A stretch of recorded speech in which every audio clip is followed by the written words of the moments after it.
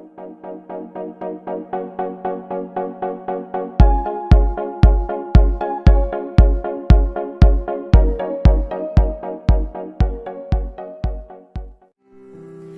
teman-teman, sebelum kita memulai ibadah kita hari ini, kita penyembahan dulu ya.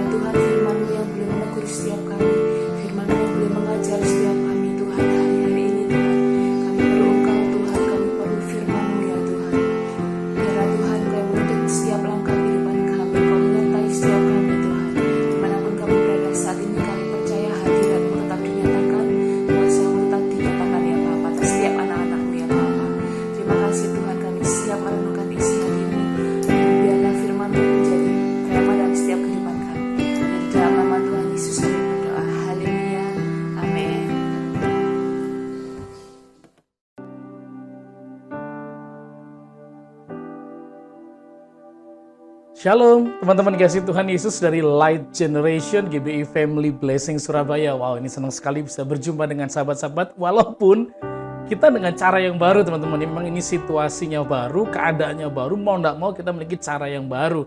Dan saya pun juga belajar untuk hal semacam ini teman-teman. Dan kita hari ini akan berbicara, saya kasih tema sendiri judulnya konsekuensi. Dan kita akan belajar dari firman Tuhan malam hari ini. Mari kita akan membaca bersama-sama dari firman Tuhan kepada Timotius, murid daripada rasul yang luar biasa namanya Paulus. 2 Timotius 2 ayat 22 Anda bisa melihat di layar saudara, dan tentunya harus punya sikap yang benar ya ketika menikmati renungan ini, menikmati firman Tuhan. Kita punya rasa hormat ya teman-teman ya, sehingga kita diberkati, kita buka hati. 2 Timotius 2 ayat 22, sebab itu jauhilah nafsu orang muda, kejarlah keadilan, kesetiaan, kasih, dan damai bersama-sama dengan mereka yang berseru kepada Tuhan dengan hati yang murni. Nah ini menarik, saudara, ini dituliskan kepada muridnya Timotius yang juga masih muda, sekitar 25 tahun lah. Dia dan baru mengembalakan atau diminta mengembalakan jemaat di kota Efesus, kota yang sangat besar. Dan seperti juga mungkin teman-teman di Surabaya, merupakan kota yang diberkati oleh Tuhan teman-teman ya. Nah hari ini apa yang kita pelajari dari ayat ini teman-teman ya. Nah hidup ini sebuah journey, sebuah perjalanan teman-teman, yang seringkali kita juga tidak pernah mengerti apa yang terjadi dengan hidup ini. Situasi keadaan hidup ini seringkali membuat kita gentar, takut, atau mungkin merasa sanggup nggak saya ngelewatin semuanya, atau mau dibawa kemana hubungan kita, atau mengapa mesti aku yang mengalah. Apakah dia tidak pernah berpikir sedikit pun tentang hatiku? Nah kita tidak tahu ya, semua orang punya persoalan, apalagi dalam pandemi ini semua orang mengalami persoalan pergumulan yang begitu luar biasa. Ada yang di pandemi ini sebagian bisa naik, tapi sebagian besar mengalami kesulitan. Bahkan kesulitannya akhirnya mengambil keputusan-keputusan. Dan anak-anak muda saya temukan juga, memang kelihatannya enak nih, sekolah jadi bebas sepertinya begitu ya. Tapi tekanannya ternyata lebih sulit daripada kalau kita onsite ya. Jadi kalau online pun tidak mudah juga. Hubungan-hubungan kita juga beda ya, antara hubungan di layar dengan hubungan langsung. Itu chemistry-nya, ikatan sosialnya beda, dan seringkali tanpa sadar kita bisa terganggu situasi ini, kita bisa nggak nyaman. Nah menariknya ketika membaca sebuah penelitian teman-temannya, ternyata ketika kita masuk komunitas di sebuah komunitas internet gitu ya, komunitas di dunia maya, ternyata ketika kita tertekan, kita merasa capek, lelah, ini komunitas kita nggak kenal teman-teman. Kalau komunitas gereja mungkin kita pasti beda lah ya, kita tahu saling mengingatkan satu dengan yang lain. Tetapi ini komunitas umum yang dia ikut, dan kalau dia capek, lelah, gue mesti ngapain ya teman-temannya? Ya udah, lu mati aja, bunuh diri aja. Ya udah kalau gitu lawan orang tua, nyolong aja. Jadi pesannya 50% cenderung bunuh diri dan kekerasan, begitu ya. Nah hidup mengalami semacam itu, tetapi Anda mesti sadar bahwa hidup itu selalu ada konsekuensi. Anda tidak melakukan apapun, hidup akan jalan terus, nggak nunggu Anda melakukan sesuatu. Anda berhenti, hidup nggak permisi dan mengatakan, aduh sorry ya, aku nggak bisa temenin kamu. Nah, hidup akan jalan terus teman-teman ya. Nah, hidup kita penuh dengan pilihan. Kalau kita mau bicara, mau jujur, saudara, di Alkitab menceritakan banyak orang yang punya pilihan. Anda melihat cerita Yusuf bisa memilih untuk apa? Menyerah, kalah, habis, atau pada waktu dia jadi budak begitu ya, waktu dia jadi budak, terus kemudian dia diganggu oleh Tante Potifar, tapi dia memilih yang berbeda dengan satu tokoh yang namanya Simpson. Kalau kita perhatikan, dia memilih untuk apa? Memilih akhirnya untuk dikalahkan dengan pasangannya. Pilihan, ada konsekuensi yang kita terima. Yusuf makin berkembang, keluarganya makin diberkati, Simpson mati dengan mengenaskan teman-teman ya. Yosua memilih untuk mengatakan bahwa kita ini akan menjadi negara bangsa yang besar yang bisa mengalahkan raksasa. 10 ngomong nggak mungkin, nggak bisa. Dan Yosua nurut sama pemimpinnya, yaitu Musa. Waktu jadi budak dia nurut, setia, dan akhirnya konsekuensinya dia naik jadi pemimpin. Dan Anda tahu pasti Gehasi, contoh di mana orang yang seharusnya kalau dia bisa memilih yang terbaik saja, dia nggak akan terima konsekuensi yang namanya penyakit. Dan kusta itu dianggap sebagai penyakit kutukan, saudara ya. Dan Gehasi diasingkan, kemudian bukan diangkat, ditinggal, padahal dia akan menjadi pengganti nabi, saudara ya. Karena kalau dia setia ke Yusuf, dia pasti akan naik. Ada konsekuensi. Timotius semakin setia, mengasihi Tuhan, mengikuti tuntunan dari pemimpinnya, mentornya, gurunya, trainernya, coachnya, yang melihat betapa hidupnya harus terus dijaga, terus ditopang, terus menjadi luar biasa. Dan muncullah Timotius menjadi pemimpin yang sangat hebat. Tapi ayat yang sama atau pasal yang sama di Himenius Philetus yang akhirnya imannya jauh daripada Tuhan. Secara konsekuensi akhirnya tentu bagi orang percaya dia dikucilkan, teman-teman. Dan Anda pasti ingat cerita tentang Raja Nebukadnezar, teman-teman. Raja yang luar biasa dahsyat, luar biasa hebat, tapi sombong kemudian. Merasa ini semua karena saya. Dan karena kesombongannya itulah, karakter itu membuat dia dijatuhkan, teman-teman. Sekian tahun dia hidup seperti binatang. Bayangkan, raja yang dia mimpi pohon yang besar, semuanya berlindung. Ya, Babilonia hari itu menjadi negara yang sangat hebat, teman-teman ya.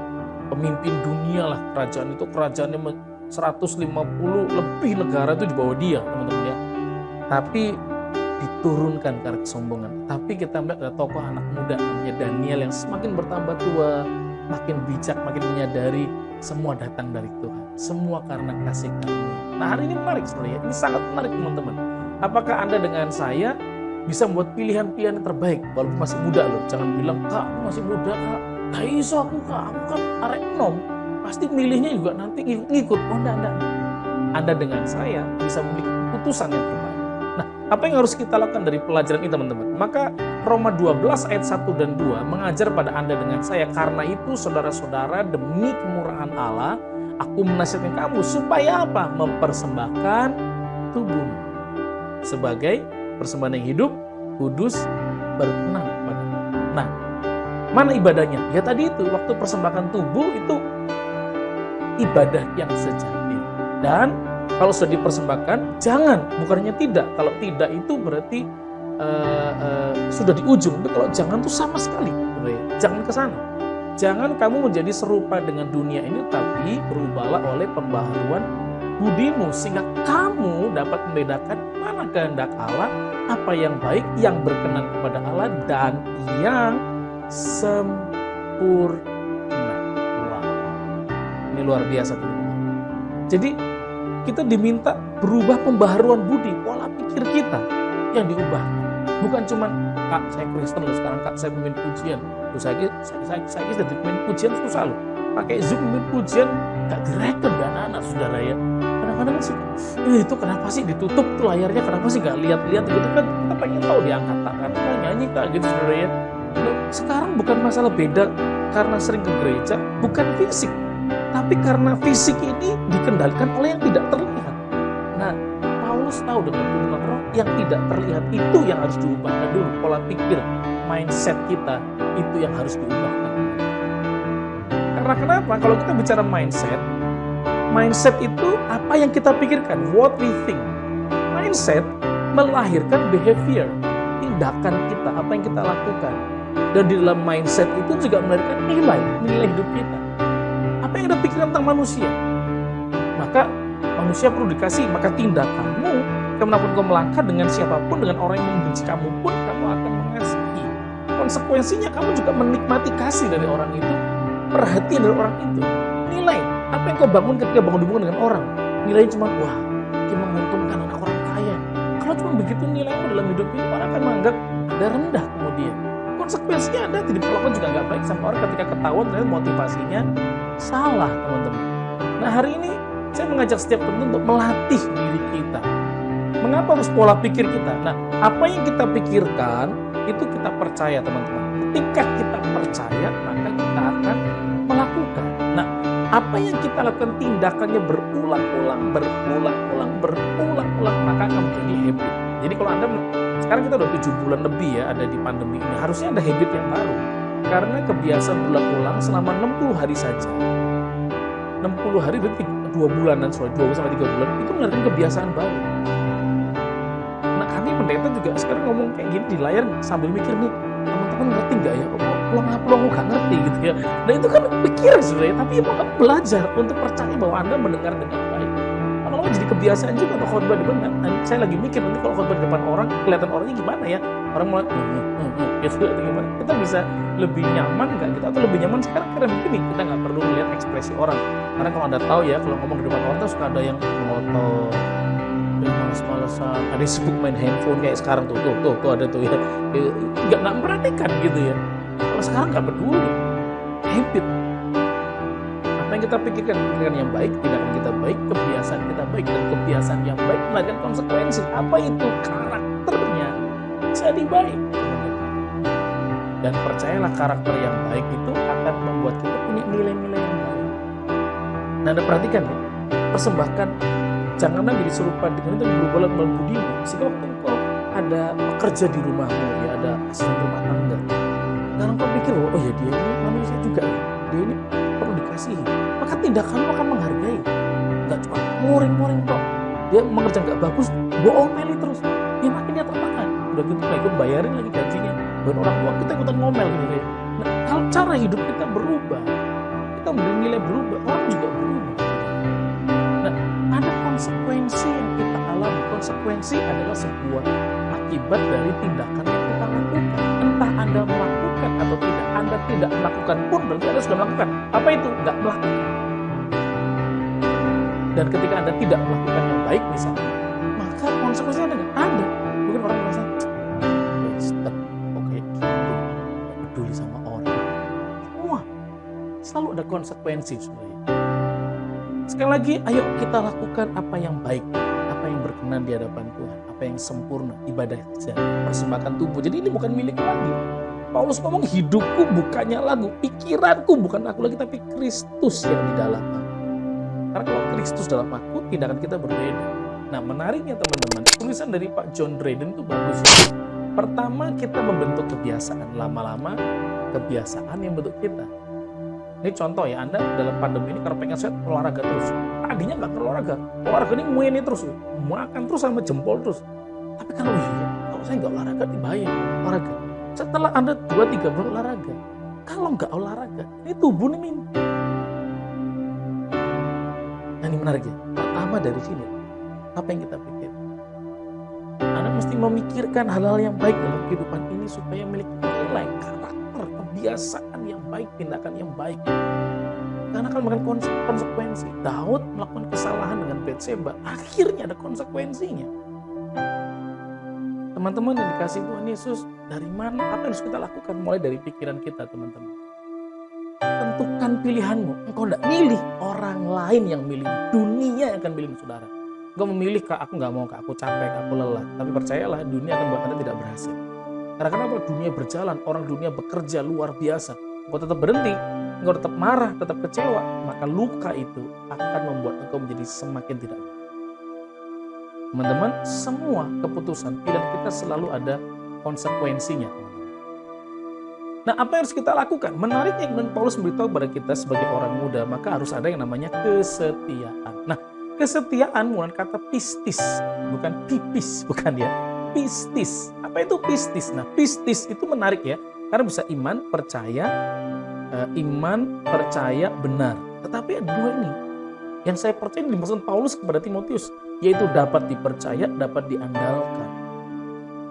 Jadi jangan cuma mengejar nafsu orang muda. Oh enggak, Kak, aku enggak loh, Kak. Aku enggak jahat sama orang, aku enggak pernah ngomongin orang, aku enggak bikin hoax, Kak. Aku enggak jahat sama orang, aku enggak ngapa-ngapain, Kak. Kalau cuma enggak ngapa-ngapain toh, enggak melakukan apa-apa, itu juga sebuah hal yang enggak baik, Saudara. Karena kita harus jadi garam dan terang. Artinya hidup kita harus bermakna, hidup kita harus berfungsi, hidup kita harus memberi nilai buat orang lain.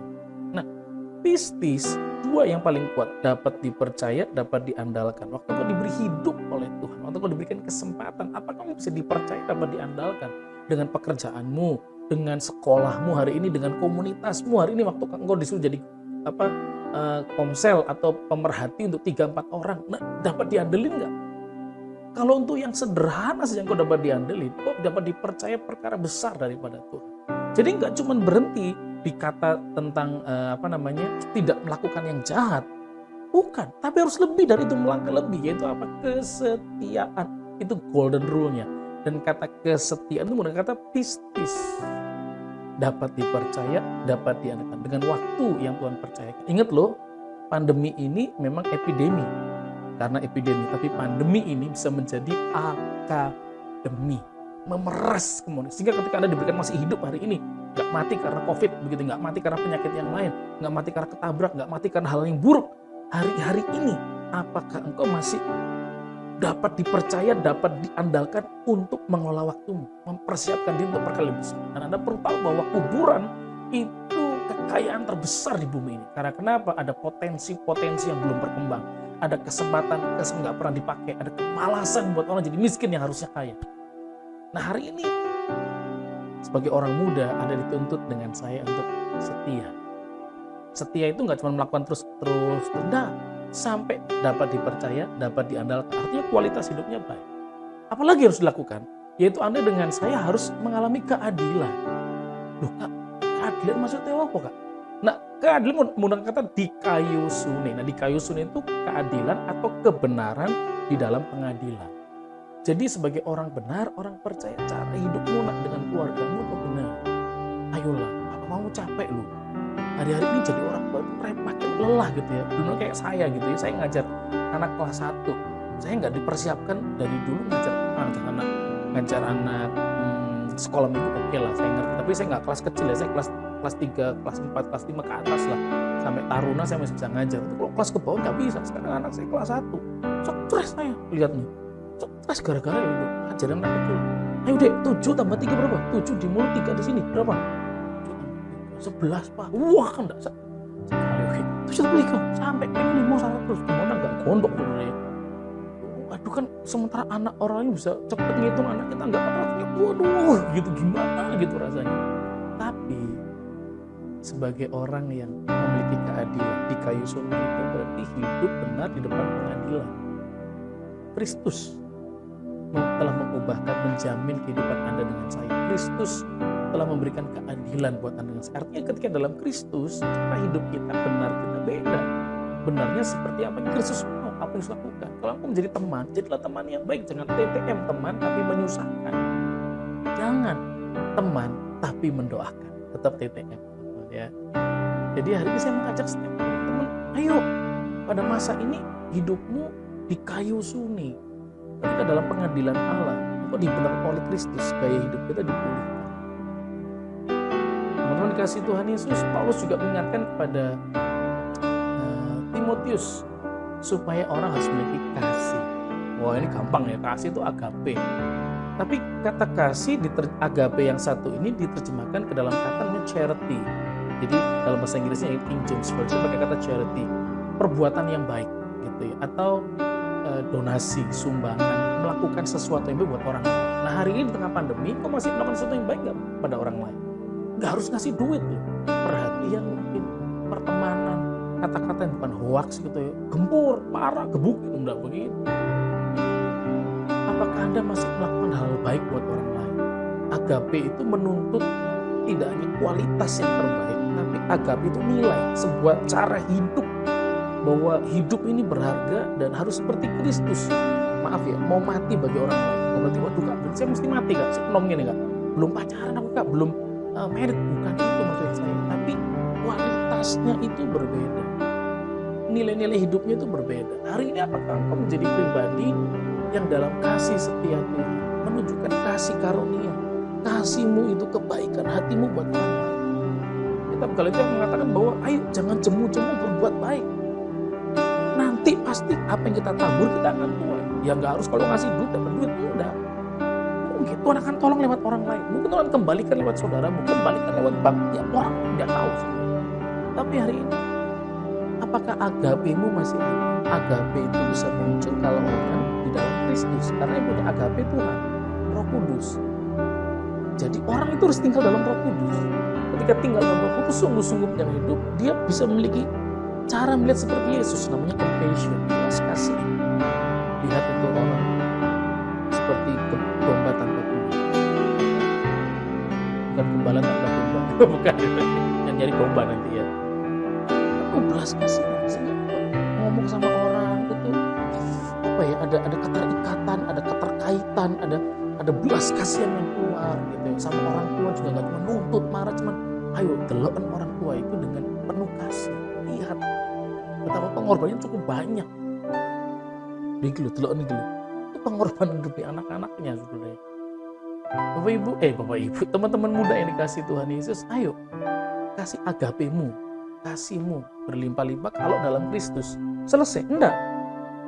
agape itu katanya adalah jika engkau saling mengasihi, maka Allah hadir di sana. Nah, Allah adalah kasih. Berarti kalau Allah hadir, kasih juga hadir. Lah kalau diantaranya bentrok, nggak bisa mengasihi, nggak bisa membangun, nggak bisa saling menolong, nggak bisa jadi berkat. Nah terus di mana kasih itu ada?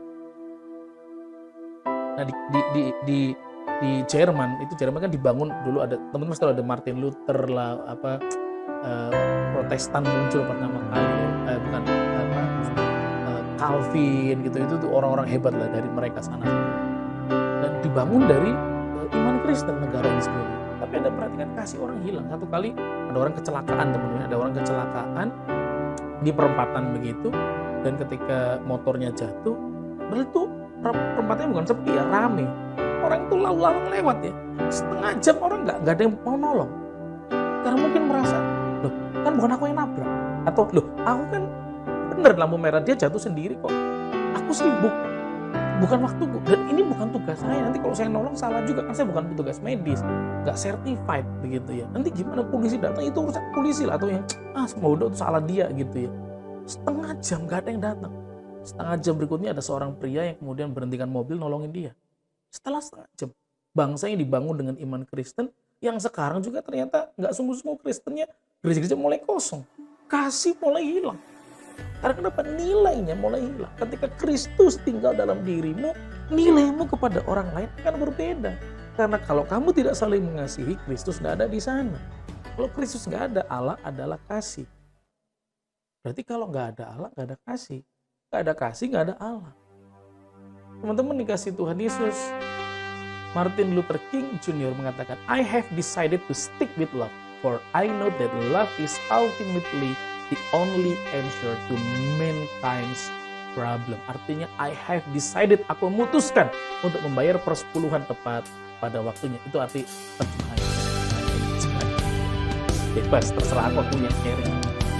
Aku memutuskan untuk tetap kepada kasih, karena aku tahu bahwa kasihlah itu yang paling tertinggi yang dapat menjawab persoalan manusia. Nah ini karena katanya dulu ya, Amerika itu perbudakan, kulit putih, kulit hitam, teman-teman kayak gitu-gitu teman-teman ya. Dan kasih memulihkan, kasih menopang, kasih menguatkan. Nah saya mengajak teman-teman, ayo bangun kasihmu. Dan yang terakhir katanya harus penuh dengan damai. Eirene. Damai itu berarti bukan karena di luar. Wah damai enak ya omai. Bukan. Damai itu karena apa yang di dalam, yaitu Tuhan dalam diri. Pikirannya damai, hatinya damai, kata-katanya damai, perilaku damai, dan engkau menjadi pembawa damai. Orang-orang muda harus kayak gitu. Bukan kemudian melakukan hal yang buruk dengan konsekuensi buruk, tapi ayo lakukan hal yang baik. Karena kenapa? Yang di dalam, tadi Roma 12:1-2, yang di dalam itu pada Anda akan jadi pembawa damai. Apapun pilihan kita, selalu ada konsekuensi baik atau buruk, tetapi belajarlah memikirkan dan memilih konsekuensi terbaik untuk masa depan. Mau jadi orang sukses? Hari ini kau menentukan. Mau jadi orang jadi berkat? Hari ini kau menentukan. Kapan? Sekarang. Today, action. Jangan tunggu nanti. Kalau saya dapat berkat di desa, kalau saya sudah baik, kalau pacar saya udah gak marahin saya lagi, kalau saya gak diputus, enggak. Hari ini, sekarang. Pilih yang terbaik. Jangan tunggu nanti. Karena seringkali kegagalan orang adalah menunggu momen, menunggu waktu. Hari ini kesempatan terbaik untuk engkau melakukannya, dan kebiasaan akan bangun engkau menjadi lebih baik. Hari ini teman-teman kasih Tuhan Yesus, saya percaya anugerah Tuhan akan berlimpah-limpah turun. Ada panggilan Tuhan bagi Anda dengan saya. Ada anugerah Tuhan berlimpah bagi Anda dengan saya sebagai pribadi yang hebat, luar biasa. Kau berani mengambil tanggung jawab, melakukan terbaik hari ini, akan terima konsekuensi. Kau rajin, orang rajin pangkal kaya. Rajin pangkal pandai ya. Orang malas dia miskin.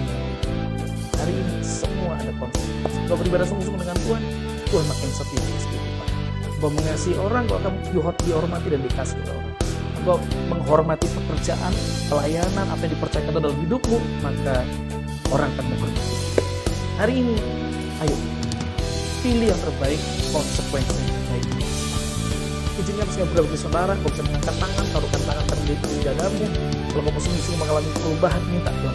Tuhan, aku berdoa, bagi teman-teman di Light Generation, diubahkan, dipulihkan, dikokohkan hidup sesuai dengan rencana Tuhan. Nama Tuhan dipermuliakan atas kehidupan mereka dan hidupmu berkenan di hadapan Tuhan. Aku minta hari karunia-karunia baru turunkan, jadi pribadi yang bertanggung jawab, berani mengambil konsekuensi yang terbaik, bukan yang terburuk, karena mulai dari sekarang memutuskan melakukan yang terbaik. Tuhan, terima kasih buat sahabat di Light Generation. Tuhan urapi mereka, Tuhan lakukan pekerjaan yang besar atas kehidupan mereka, karena aku tahu Tuhan sangat mengasihi kehidupan mereka. Terima kasih Tuhan buat perjumpaan kami melalui online service ini, dan biar mereka diteguhkan, Surabaya diberkati di kehidupan mereka, orang tua mereka diberkati, kemudian mereka diberkati, karena mereka pembawa damai, memiliki kasih yang luar biasa. Mereka menjadi pribadi-pribadi yang dapat diandalkan, dapat dipercaya, dan cara hidup mereka berkenan di hadapan Tuhan. Dalam nama Tuhan Yesus, terima orang-orang yang penuh dengan perubahan ini, terima orang-orang yang penuh dengan kasih karunia, dan mereka mengerjakannya di dalam nama Tuhan Yesus Kristus. Haleluya. Amin. Tuhan berkati, tetap jaga kesehatan, pakai masker, dan hati-hati dengan kerumunan. Surabaya diberkati oleh saudara, Tuhan Yesus memberkati. Shalom.